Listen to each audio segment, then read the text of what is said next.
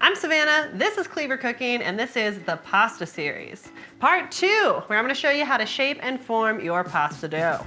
All right, let's get into this. This dough's rested for about, I don't know, somewhere between 45 minutes and an hour. It's kind of relaxed, okay? So we get this out here, that can just go away. And if you need a little flour, by all means, get a little flour. But again, with the stiff dough, you might not always need it. So we're just gonna roll this out a little bit, get it started. Just pinch back any pieces that are trying to get away from you there. And we're just gonna cut this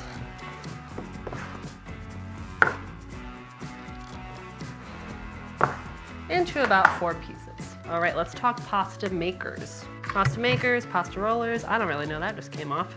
Which is in fact what it's supposed to do, so that's a good thing. This is the Marcato? Yes. This is the Marcato Atlas 150 Wellness.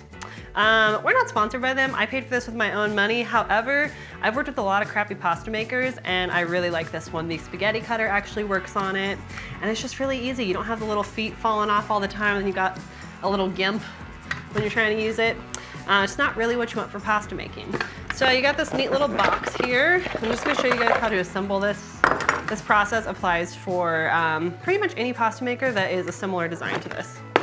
So you've got your little base thing, find the little hole, unscrew it, bring it to the edge and just attach it. You just fixate it until it doesn't move anymore.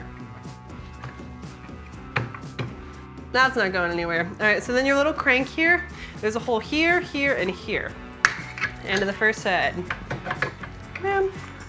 And if you've decided that your current pasta maker is garbage, there's an affiliate link below where we get a little tiny commission of the sale. Ha, helps keep us going. All right, back to pasta. So this dial is gonna go from 1, oh no, it goes from 0, which is actually the largest, all the way up to 9, which is very, very small.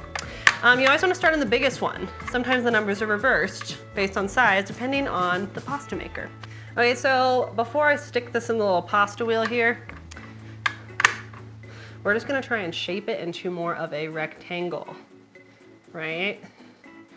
So it doesn't look like it's been through the year 2020 when it comes out the other side. And then we just start rolling and gently bring it out. Look at that. Let me go one shorter, one smaller. Bring it through again. Repeat that process. You can kind of see how the dough has a nice stiff quality to it. It means you did a good job. If it doesn't have a nice stiff quality to it, it's still gonna be pasta. So I'm just gonna go up to a 5 and that's where we're gonna call it on this one. Last time through.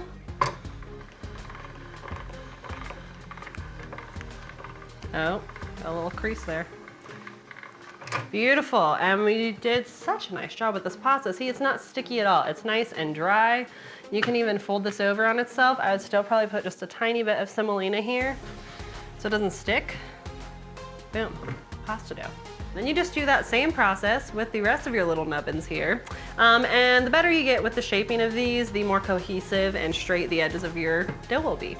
Now to cut your pasta, this spaghetti cutter works fine, but the spaghetti cutter on most of these, I wouldn't bother with. It's gonna grind it up and spit out this gluey mass, and then there's gonna be dried pasta dough left in the little ends there. I like fettuccine better anyways. Ha. So, fettuccine maker, figure out which way you need to roll so that the rolls are going in, so it actually grabs it. And then take a look at your pasta dough here and say, okay, that's kind of a long piece of pasta to be eating on, so let's cut that in half. Huzzah. And then we just go through the little machine. Yep. Once you get it started going there, drop that down. Back of the hand comes under.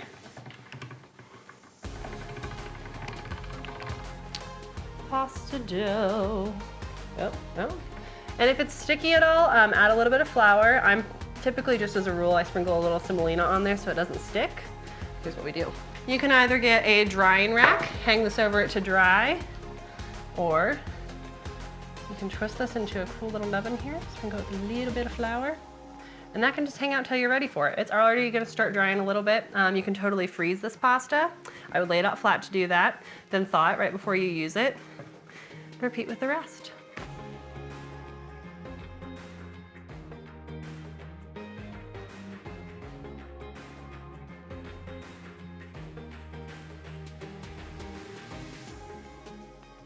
Oh. That's it. That is how to shape and form your pasta. Check out part 3 of this series if you want to see how to make ravioli. And if this series gets 1,000 likes, we will drop some premium videos where I show you all how to dye your pasta, flavor your pasta, and maybe even laminate some herbs into your pasta. Thanks for watching. Subscribe!